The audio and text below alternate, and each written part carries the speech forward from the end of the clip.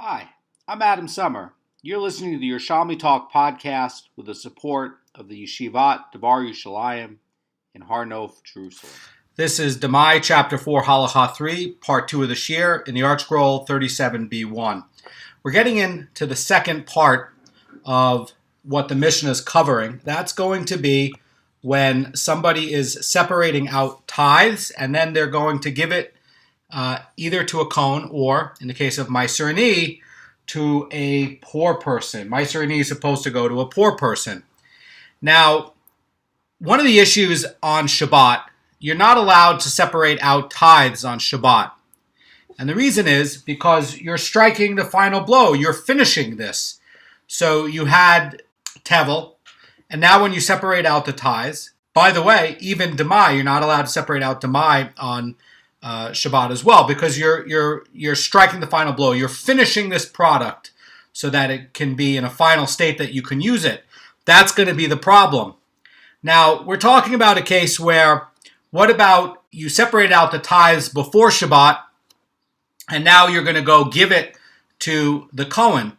There are two problems with that. Again, we're going to be getting a case where the Goan or the poor person is going to come and eat on a regular basis from you, and you can feed him the tithes. But normally, you can't go out and give on Yom Tov or Shabbat the Goan or the poor person the tithes. And that's going to be a d'Rabbanan issue, and that's going to be forbidden because you might actually come to tithe the produce on Yom Tov or Shabbat, and that's a d'oraita infringement on Shabbat. There's another reason. This, by the way, you can find in the Tosafot in Beitza in 12b. The other reason that is proposed is because somebody delivering tithes on Shabbat or Yom Tov is going to be suspected of having separated the tithes on Shabbat or Yom Tov. And then somebody is going to conclude that it's allowed to tithe produce on the Shabbat or Yom Tov. It becomes like a Mars Ein problem, because it now looks like you're condoning something that, is breaking Shabbat. Now, the Am Haaretz is not going to be able to distinguish or have the learning to understand the difference. And so they're going to get confused. And that's the reason that this is forbidden d'Rabbanan, to go and give the tithes over to the Goan or the Am Haaretz, because they're going to get confused. The Mishnah starts off and it says, one who designates by name Trumas Meiser of Demai or Meiser Ani of definite tevel may not take them and give them to the Goan or the poor person on Shabbat. And when you have a simple, just quick look at this Mishnah, it would seem that the actual taking, the physical separating of the tithes, is going to be forbidden on Shabbat. And so the Gemara is actually going to refine this and explain it. It's going to say this is what the Mishnah is actually saying. One may not give the tithes to the Goan or poor person on the Shabbat. And the idea is that there is prohibition to separate the previously designated tithes on Shabbat, as long as one does not give them to the respective recipients. Now, the Mishnah does not prohibit simply separating the designated tithes from the rest of the produce, as it would appear to imply. Really, the produce was already tithed. And that's really what this Mishnah is talking about. Really what this Mishnah is coming to say is that you can't take tithes that were already done before Shabbat and give them over to the Goan. Okay, this is not talking about a case of, you can tithe the produce, but you can't give it to the Goan on Shabbat. That's not what it's saying. What the Mishnah is talking about is a case where the Goan or the person who had the produce legally separated it before Shabbat, whether it's going to be actual d'oraita tevel or it's going to be Demai, and then the prohibition is that you can't go give this to the Goan or the poor person on Shabbat. That's going to be the issue. Now, the Gemara is going to support this from this interpretation of the Mishnah. And by the way, there's a lot of parallel here between Beitza. You can see this over in 12b in Beitza. And over there in Beitza, it's going to be talking about actually this Mishnah here. There's a lot of interconnectivity between Beitza and Demai. So they're going to be referring back to this here Mishnah, and where it's talking about elsewhere, it's going to be talking about 12b in the Bavli and in Beitza 1.8 in the Yerushalmi. And the Gemara is going to say we learned a similar law in a Mishnah elsewhere, that's going to be Beitza, that Bet Shammai says one may not deliver challah or gift portions of the slaughtered animals. By the way, what are the gift portions of the slaughtered animals? This is going to be like the right foreleg, or this is going to be the jaw, and then part of the stomach area. And these are just going to be referred to as matanot. By the way, this is going to be when somebody is slaughtering an ox, a goat, or a sheep for non-sacrificial purposes, they're obligated to give it to a Goan. And by the way, the Gemara, the sugya in Masechet Hulin, toward the end of Masechet Hulin, it's going to be the fourth Masechet in the Art Scroll, is basically saying that the reason that we do this is because of Pinchas. And, Pinchas was stabbing the people that were sinning with the intimate relations, stabbing them through the stomach, and that's why they're giving the stomach. And he used the right arm with the spear, and that's why they give the right foreleg to the Goan. And with the jaw, he was praying, and he was saying prayers to a Kodesh Baruch Hu, and that's why the area from part of the jaw up to the trachea is going to be given. That, by the way, is the only place in either Shas that explains why these gifts are given to the Kohanim. The Gemara says that Bet Shammai says one may not deliver challah or gift portions of slaughtered animals to a Kohen on Yom Tov, whether they were separated yesterday before Yom Tov or whether they were separated today on Yom Tov. And Bet Hillel is going to permit the delivery of challah and the gift portions on Yom Tov. Now, that's a big hiddush. Why would that be on Yom Tov? Well, what could that be? Well, Yom Tov, you're allowed to cook. And Shabbat, you're not allowed to cook. So you can theoretically take this challah, and they can use it on Yom Tov. They can actually make it. So Bet Shammai is holding that the ban on delivering these tithes on Shabbat and Yom Tov was limited to tithes that may not be separated on these holy days, like Trumas and Meiser. And that's also going to, by the way, include the challah portion from the dough, and also gifts separated from the slaughtered animal. Now, you are allowed to separate these gifts on Yom Tov, and delivering them is still part of the general ban, though, on delivering Kohanim gifts to the Kohen. So that's going to be whether they were separated before Yom Tov or on Yom Tov itself, and that's going to be Bet Shammai's argument.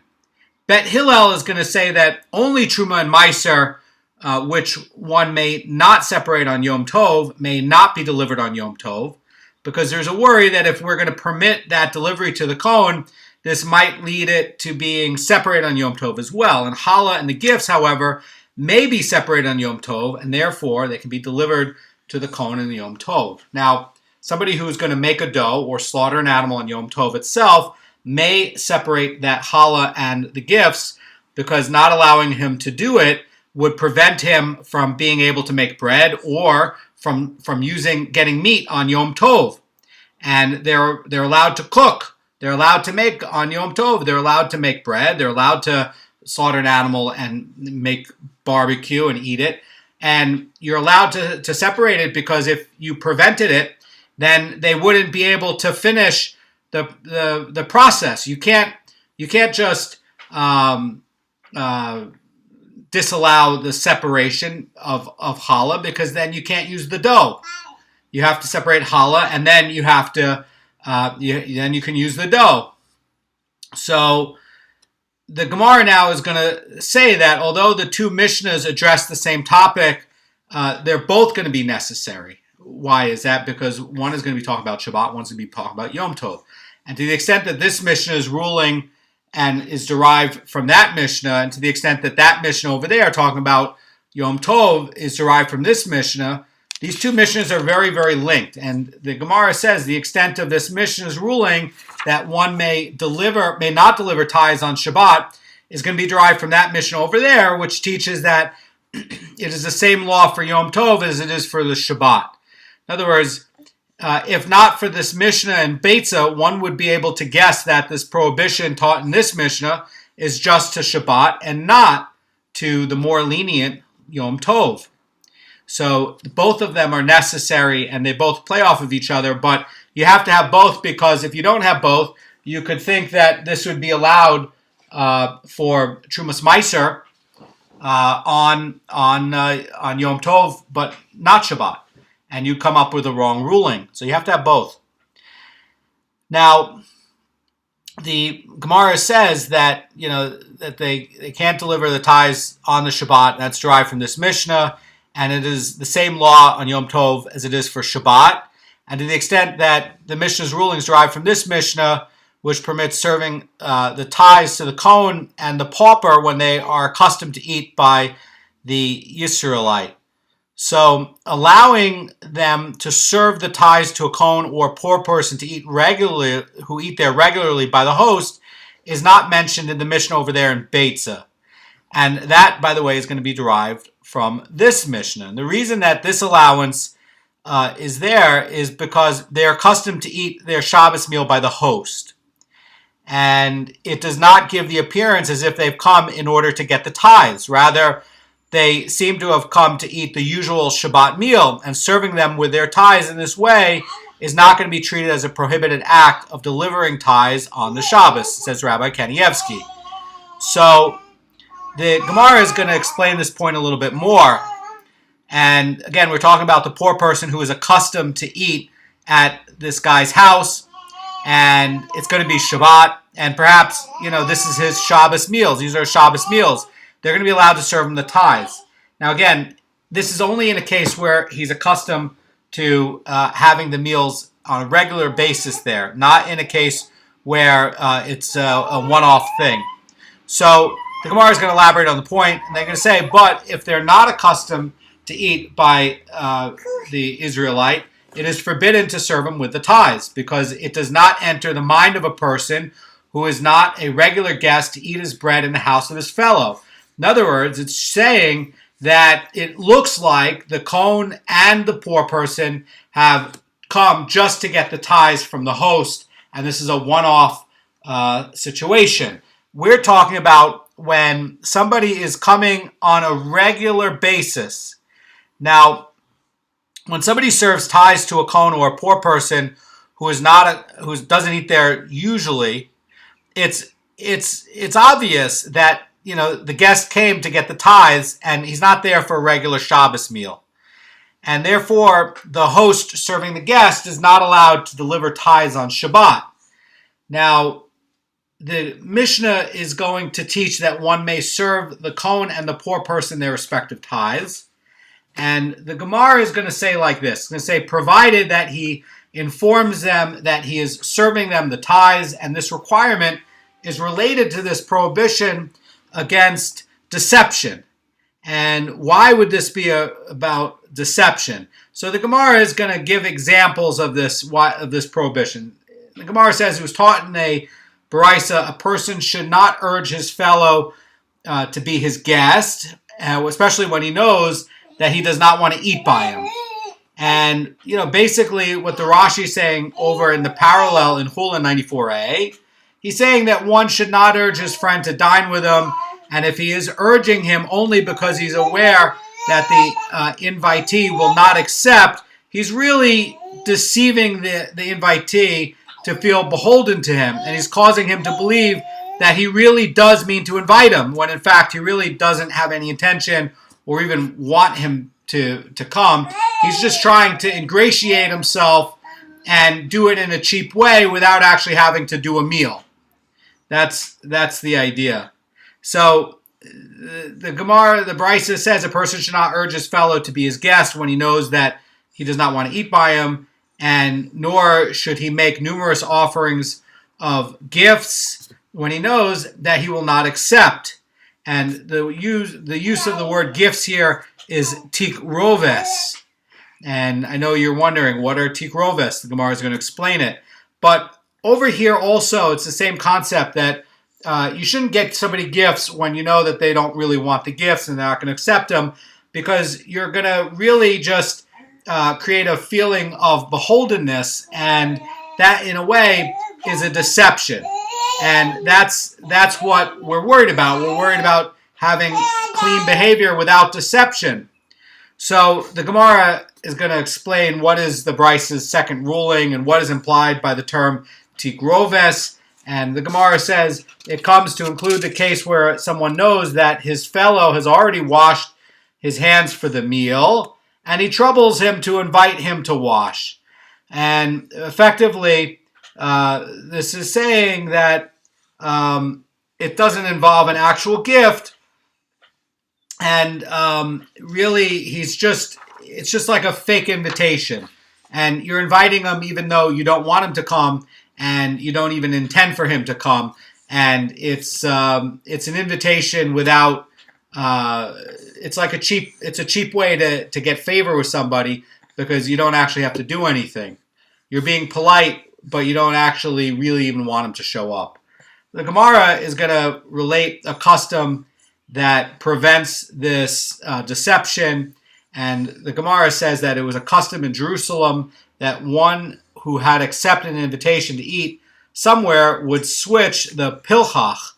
Now, what are pilchach? These are a short strap, says the Vilna Goan, or some piece of attire, on his left hand to his right hand, and that would be a sign to everyone that he's already secured a meal. And this is a way that no one would come to invite for the sake of deception. In other words, you're making it obvious that he was already invited to a meal, and nobody could pretend to invite you and pretend like you didn't know he's already been invited.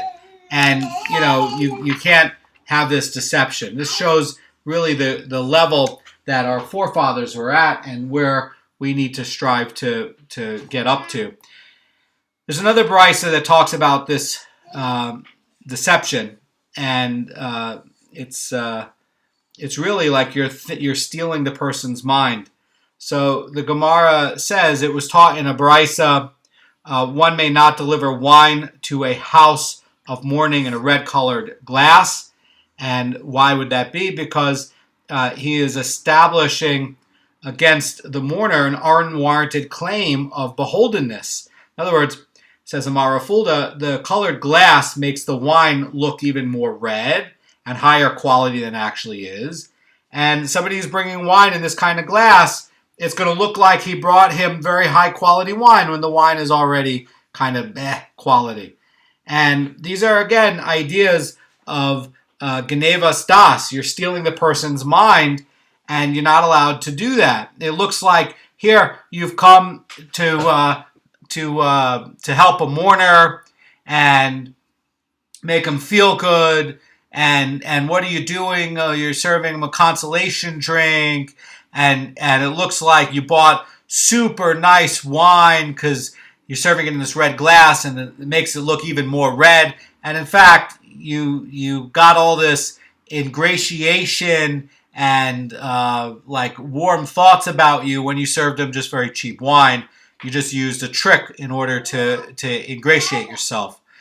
That's not allowed. You're not allowed to steal people's mind, and also with business, you're not allowed to steal people's mind. Now, a brisa is going to talk about various laws pertaining to fostering harmony between Jews and idol worshippers, and it was taught in a brisa in a city in which there are idol worshippers and Jews. And by the way, you see that in Israel, in cities like Lod, you have mixed cities with Arabs and Jews. Anyway, the charity collectors will collect for both the Jews and the idol worshippers, and they will give sustenance for both the Jewish poor and the idol-worshipping poor. This, by the way, has parallels over in Avodah Zarah, Masechet Avodah Zarah. And the Gemara continues and says, we visit both the Jewish sick and the idol-worshipping sick, and we bury the Jewish dead and the idol-worshipping dead, and we console both Jewish mourners and idol-worshipping mourners, and we bring inside both the utensils of the idol-worshippers and the utensils of the Jews to protect them from thieves, because this is the way to foster harmony. In other words, we want to try to foster the way of peace. Judaism is a way of peace. and practice at the highest level, it brings peace. Now, a Gemara is going to give another incident. There was a group of weavers. These are people that are weaving for a living. They're making clothes. And they asked Rabbi Imi, what is the law with regard to a day of a wedding feast of idol worshippers? This, again, parallels in Avodah Zarah. And they're asking, can a Jew partake in these festivities? On one hand, says Epinei Moshe, in principle, to go to a feast held by an idol worshiper because, you can't do it because there's going to be something with idol worship there. But on the other hand, what about, perhaps this could be overridden out of, the Jews' failure to participate could create animosity and, and sort of ruin the relationship that the communities have. Well, the Gemara over here is going to be like the Gemara over in Avodah Zarah. It's not going to be allowed. And the Gemara says Rabbi Imi considered permitting it for them from here based on the justification of this brisa that states that we care for idol worshippers as well as for Jews in a lot of instances because these are the ways to foster harmony. And here too, we should permit a Jew, according to Rabbi Imi's consideration of this on this brisa, to participate in the wedding festivities in order to foster harmony. And Rabbi Ba says to them, but Rabbi Hia taught in a brisa, a day of a wedding feast for idol worshippers is forbidden. In other words, you can't go and partake of the idol worshipping feast. And these dealings, by the way, are going to be prohibited d'Rabbanan because by biblical law, it does not prohibit engaging in activities that might indirectly cause an idol worshiper to pay homage to his idol. The rabbis waived the prohibition, though, for the sake of fostering harmony, and the Baraisa indicates that a Jew may not participate in the idol worshippers' celebration, even for the sake of fostering harmony. And Rabbi Imi says, not for Rabbi Ba, who made us aware of this Baraisa, that we would have come to permit idol worship, and we would have allowed Jews to participate in the idol worshippers' weddings feast, even though this might lead to the idol worshippers themselves to engage in idol worship at the dinner or the feast. And he ends up saying, blessed is the omnipresent present who distanced us from them. And that's a key idea, is that the laws in Judaism do separate us from the nations. It's designed that way on the purpose because, the other nations, really have different values, different morals, different ideas, and we don't want them to, cross-pollinate with us, and that's the way it should be. And over here, the reason for this prohibition is going to be the case where the Jew has, if the Jew has another way to prevent animosity, and he can offer the idol worshiper an excuse for not attending to try to minimize any, ill will feeling toward him, he should try to, not participate in the feast, but he should try to, give something like, oh, sorry, we couldn't make it, we had something come up, but you shouldn't go to this kind of feast. And we see that also with Mordechai. Mordechai tells the Jews that, you shouldn't have gone to the feast of Ahasuerus. The feast with Ahasuerus was a feast of idol worshippers. And what did it do? They brought out all the silverware and the goldware for the temple and were showing it off and demoralizing the spiritual state of the Jewish people indirectly. So we have to really respect the law, which does separate us from idol worshippers, and we have to observe these decrees, and we have to find ways to separate ourselves from idol worshippers as much as possible. Have a great day.